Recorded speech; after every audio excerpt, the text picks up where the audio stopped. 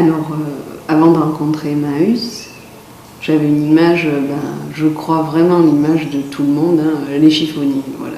Et en fait, quand on franchit la porte pour de la Somme, c'est vrai qu'on trouve, voilà, c'est la, je vais pas dire c'est la boîte de Pandore, mais enfin, ça, il y a des axes incroyables de réflexion, des travaux qui sont menés, voilà. Et c'est vrai que j'étais loin de penser ça.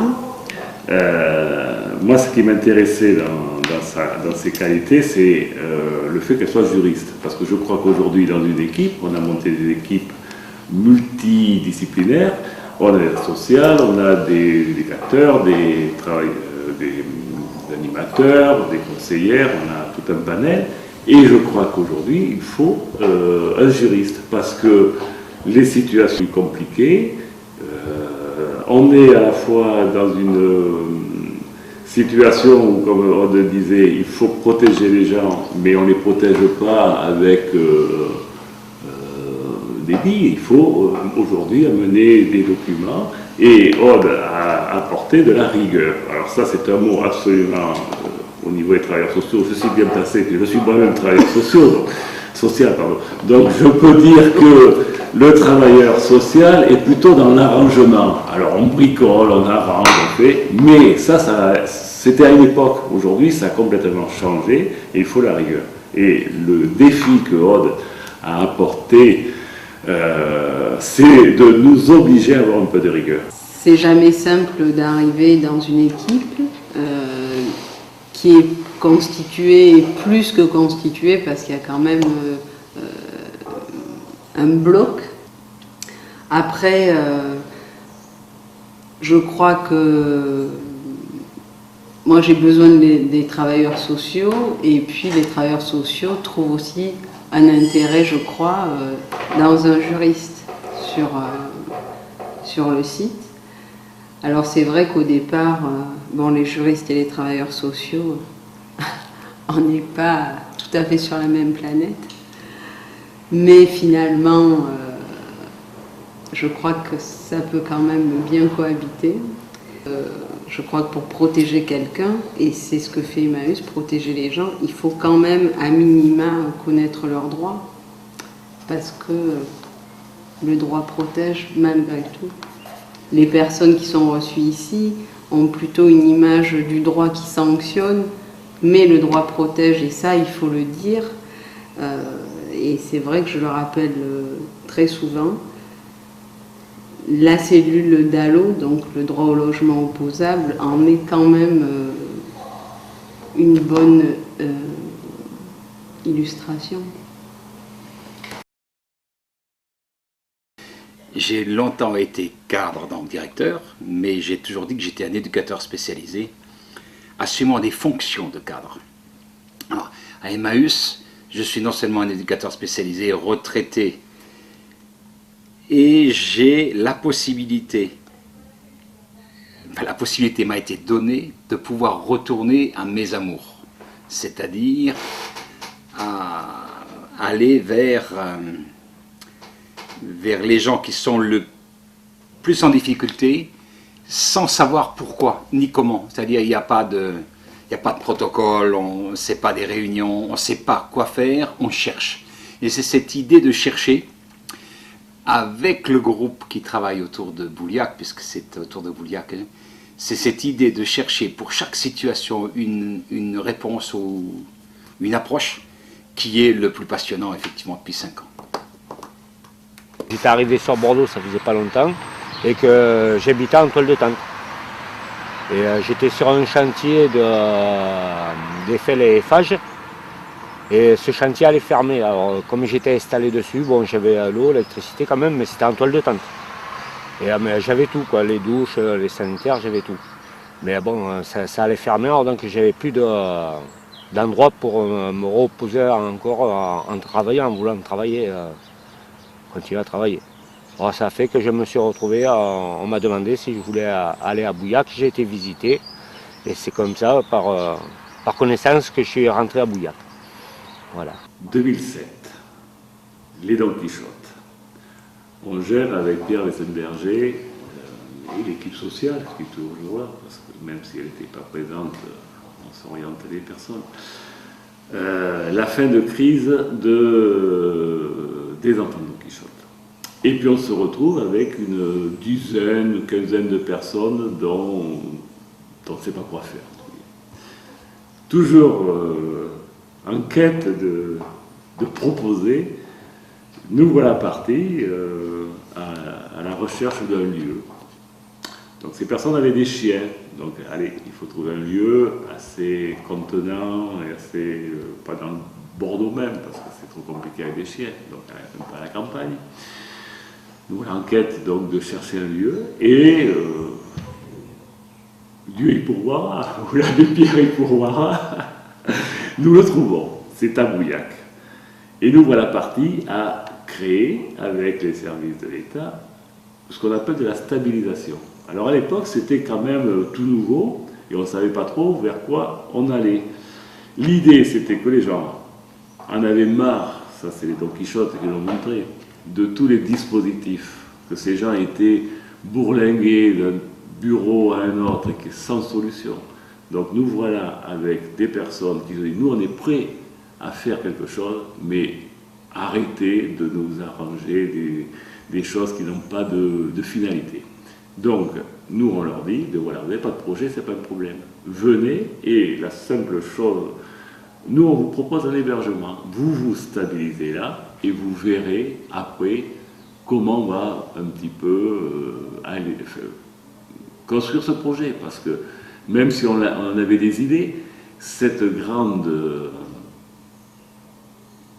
comment dire, ce grand défi, c'était de construire ce projet avec les personnes qui étaient hébergées. Et après, c'est les sorties. Les sorties, alors, il y a beaucoup de gens qui vont dans les logements autonome, et puis il y en a quelques-uns qui vont ailleurs. Alors, vous avez une personne qui a été dans une communauté. Alors la communauté, c'est toujours pareil. On a des bons liens avec la communauté de Parampure, on fait un essai, parce que c'est toujours angoissant de partir. Donc dans un premier temps, la personne, elle va dire, bon, allez, j'aimerais bien aller, mais bon, je ne sais pas, c'est un peu compliqué d'y aller, donc on négocie. Alors il y a Gilbert Mira qui est notre passeur, hein, c'est un travailleur social de l'équipe, qui va sur la communauté et qui propose des situations. Et effectivement, avec Gérard, il y a des choses qui se passent, et puis les personnes vont comme ça, un essai, un moment sur la communauté, ils restent, ou reviennent, ou repartent, et c'est la vie. Je suis arrivé à la communauté, normalement, bon, j'étais pas obligé de travailler par rapport à ce qu'on m'avait dit.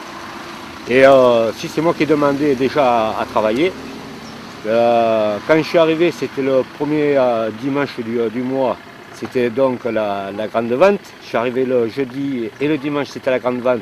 On m'a dit non, vous avez votre week-end. J'ai dit non, mais les autres compagnons travaillent, alors moi aussi, je ne vois pas pourquoi je n'irai pas à la tâche. Et je me suis bien entendu avec Thierry, avec tout le monde, Gérard, tout. Et bon, ben, j'ai montré que j'étais capable de travailler comme une autre personne. Parce qu'il y a des personnes, je vois, qui tremblent quand ils arrêtent l'alcool, tous les trucs. Même pas moi. Et sans médicament, rien, j'ai arrêté comme ça. J'ai jamais pris un médicament pour ça, rien du tout. J'ai arrêté du jour au lendemain, puis voilà. Mais j'avais arrêté déjà à Bouillac, l'alcool. Il y a, comment il s'appelle, chez Docteur Bernard. Il m'avait amené, vous allez rigoler avec ça. Il y avait des promotions à Auchan. Des promotions à Auchan. J'étais acheté, c'était des bouteilles de 2 litres de Pepsi. J'ai été acheté 56 bouteilles.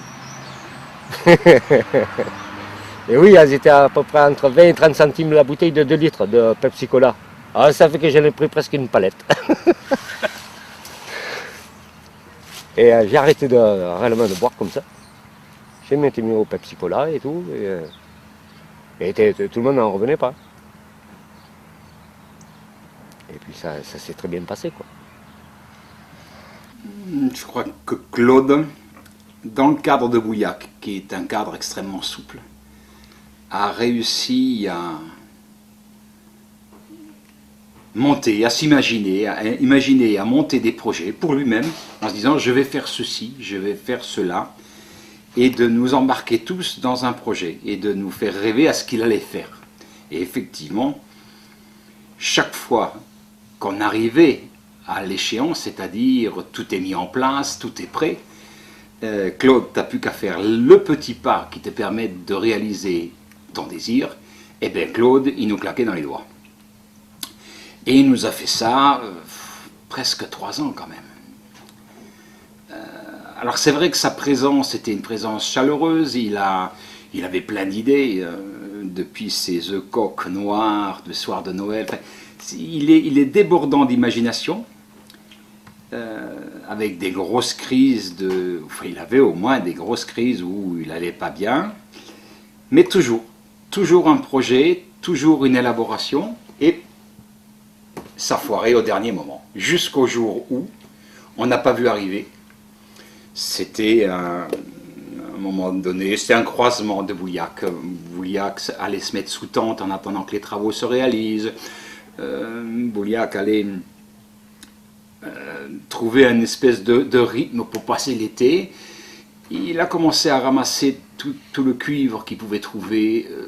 Dans Bouliac, il en a quand même trouvé pas mal, depuis le cuivre qui passe de la bonbonne de gaz jusqu'au radiateur, en passant par les fils qu'il dénudait.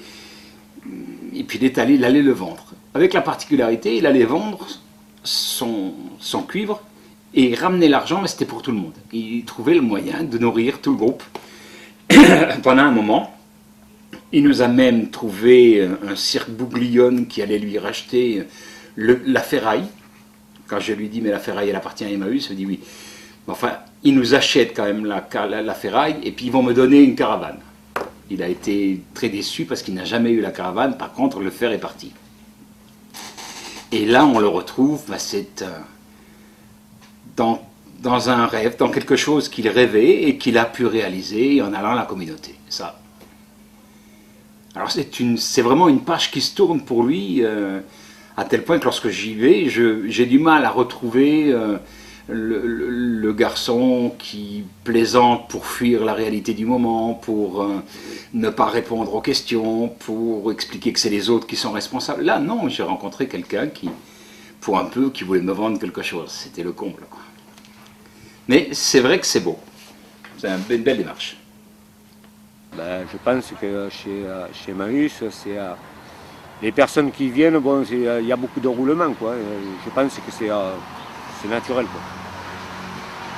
Bon, il y a des personnes comme moi qui veulent essayer de persister à rester ici, comme je me sens bien, tout.